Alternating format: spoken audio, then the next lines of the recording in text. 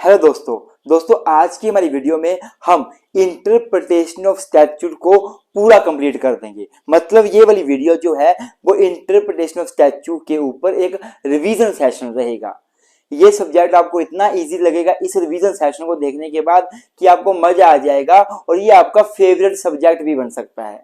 तो दोस्तों इसी के साथ आज के रिवीजन सेशन को शुरू करते हैं।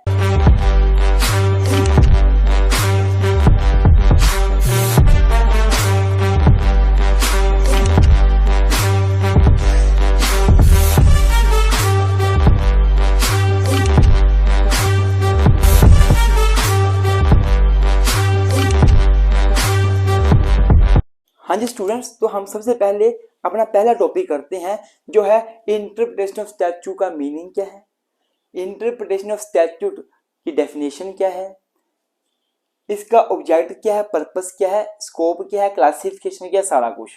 तो मैं शुरू करूंगा पहले इंट्रोडक्शन से।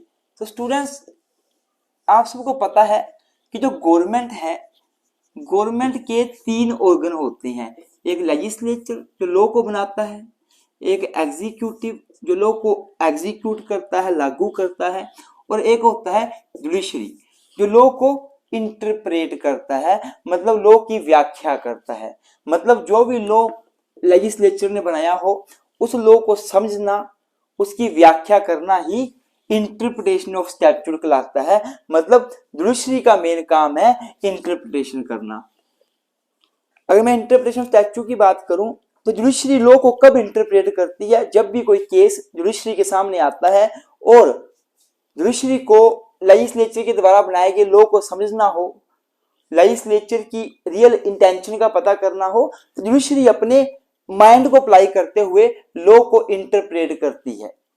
तो सबसे पहले हम लोग इंटरप्रिटेशन ऑफ स्टैट्यूट में जाने से पहले हम स्टैट्यूट का मीनिंग समझ लेते हैं। पहले हम स्टैट्यूट का मीनिंग समझेंगे, फिर हम इंटरप्रिटेशन का मीनिंग समझेंगे, फिर automatically he interpretation of statute का मीनिंग निकल के सामने आ जाएगा।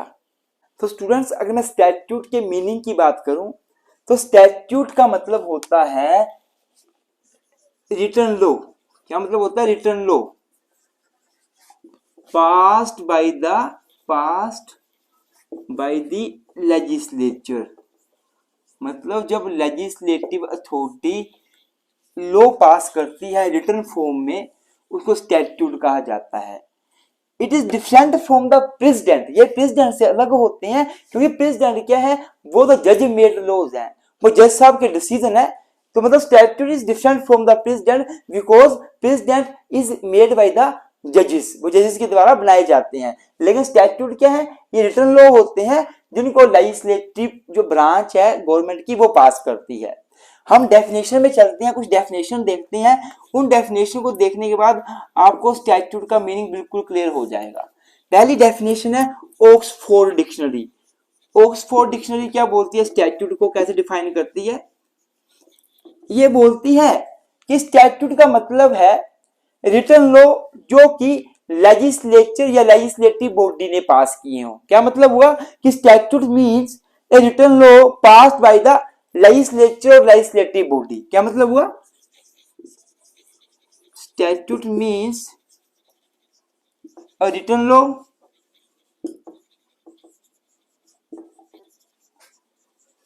passed by the legislature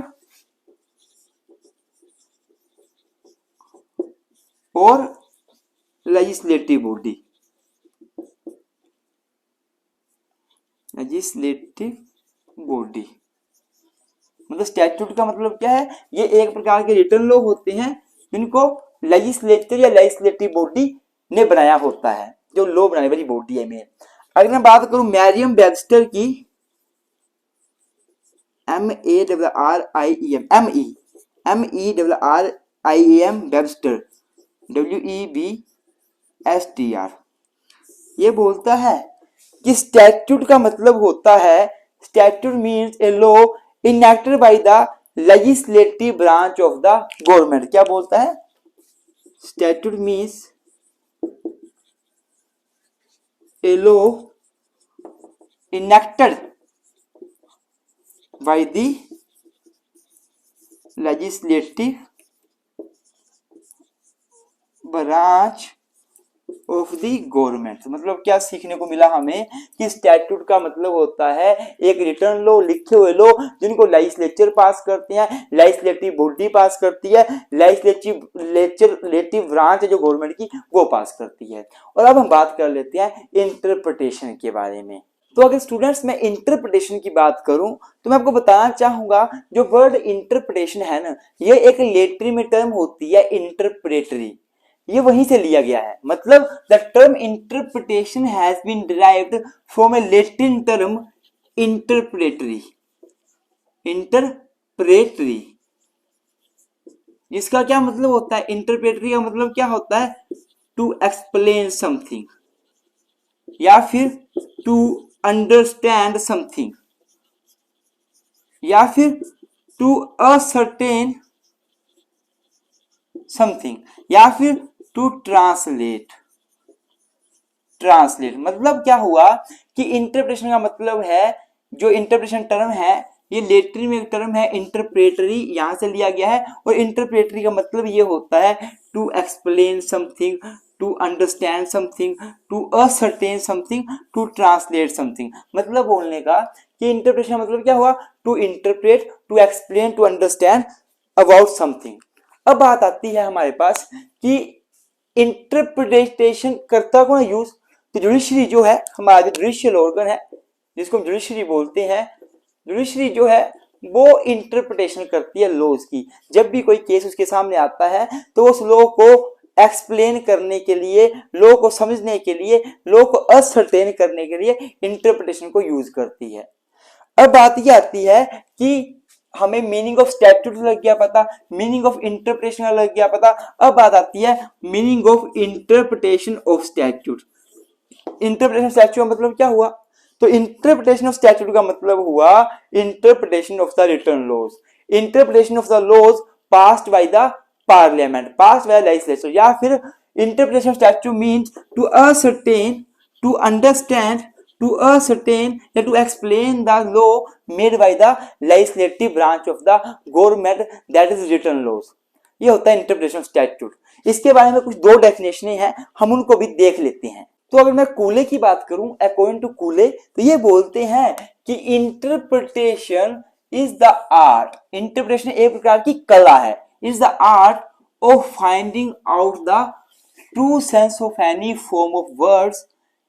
मतलब क्या है इंटरप्रिटेशन, इंटरप्रिटेशन एक प्रकार की कला है जिसके माध्यम से हम किसी भी शब्द, किसी भी वर्ड्स का ट्रू मीनिंग पता कर सकते हैं। कोई शब्द लिखा हुआ है तो वो शब्द किस संदर्भ में लिखा हुआ है, क्या इसका ट्रू मीनिंग है, वो हम पता कर सकते हैं इंटरप्रिटेशन से। और आगे बोला गया है इंटरप्रिटेशन का क्या मतलब है, and enabling others to derive from them the same meaning.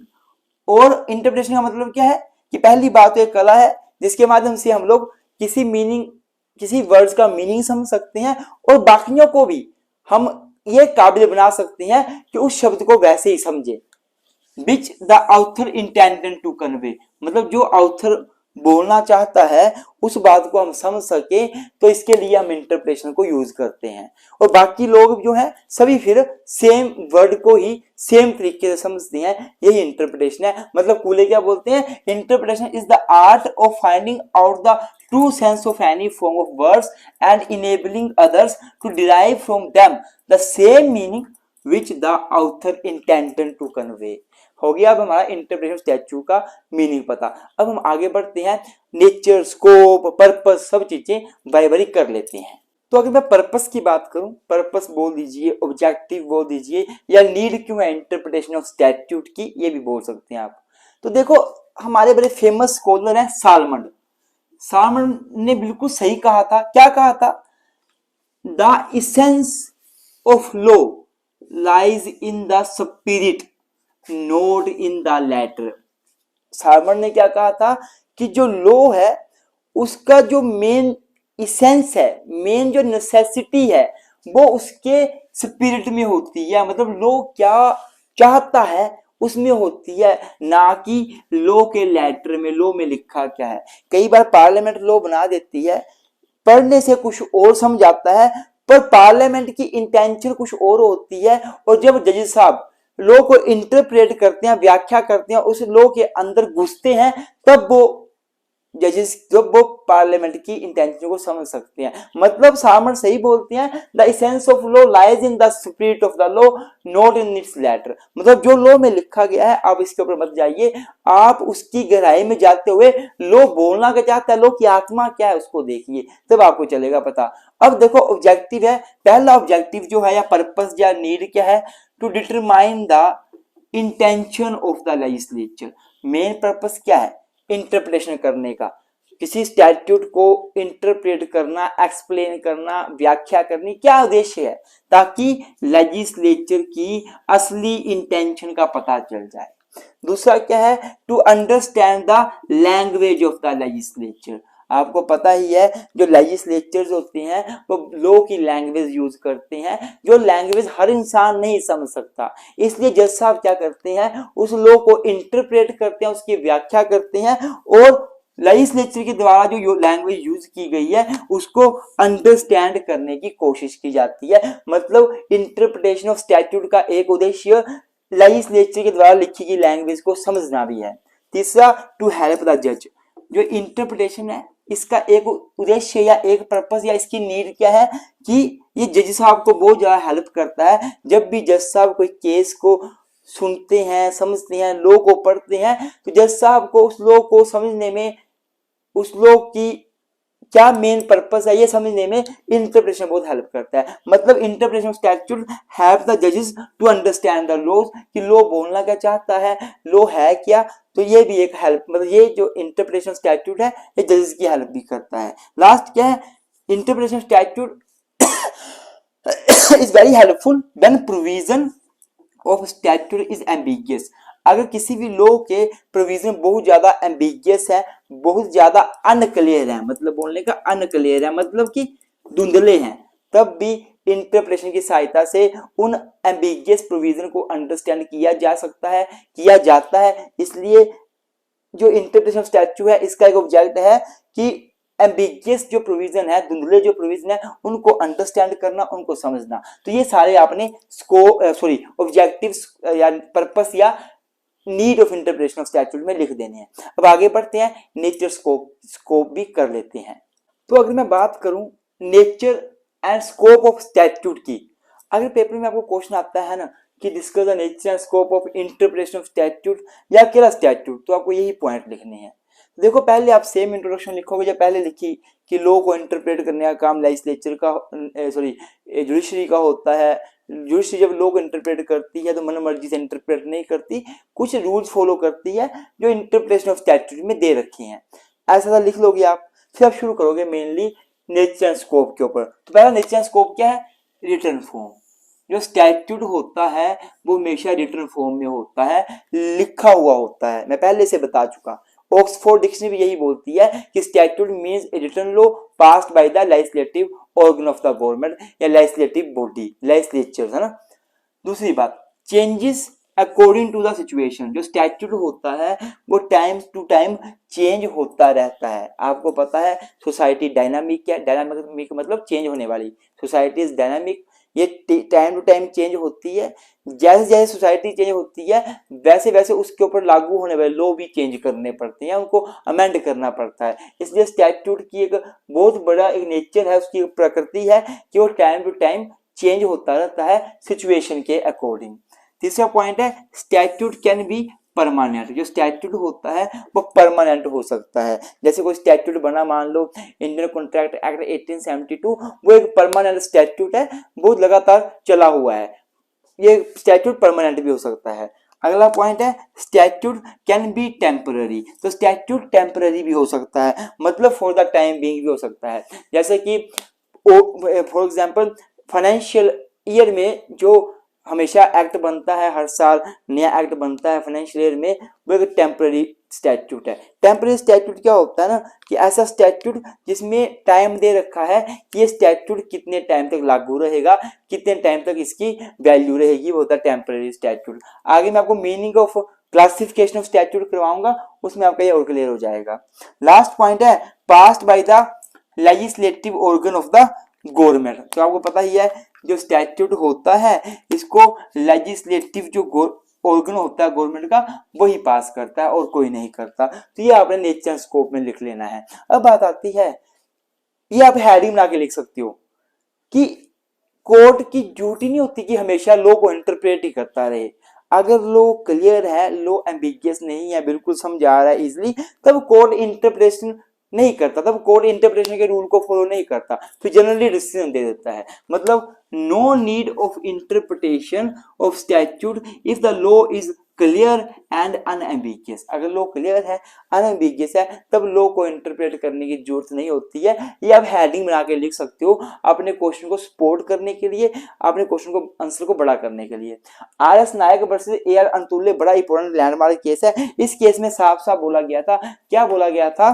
Court held that if the words of the statute are clear and unambiguous, it is primarily duty of the court to give effect to the natural meaning। तो law को बड़ा तो court को बड़ा घुमा फिरा के interpret नहीं करना पड़ता, जो लिखा गया वैसे ही उसको पढ़ना पड़ता है और डिसीजन देना पड़ता है। आगे लिखा हुआ है if the language of statute is clear and unambiguous no need of interpretation would arise. कोई जरूरत नहीं पड़ती इंटरप्रिटेशन की। इस केस में बोला, एक और केस है Grasim GRASIM Grasim Industries Limited versus collector of custom. इस केस में क्या बोला?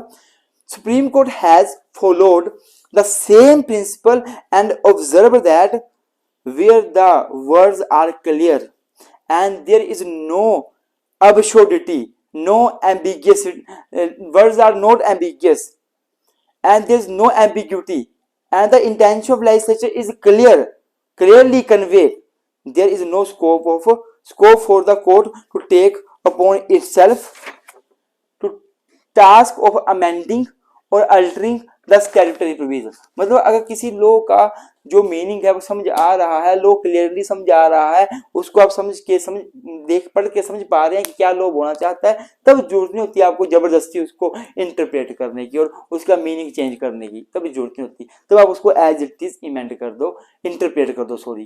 तो ये हो गया। अब नया टॉपिक करते हैं और क्लासिफिकेशन ऑफ स्टैट्यूट के बारे में बात कर लेते हैं। तो स्टूडेंट्स, अगर क्लासिफिकेशन ऑफ स्टैट्यूट की बात की जाए तो ये सारा स्टैट्यूट का क्लासिफिकेशन है।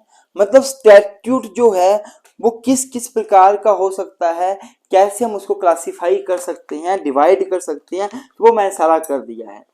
क्लासिफिकेशन, पहला classification on the basis of duration, दूसरा classification with reference to the extended applicability या application,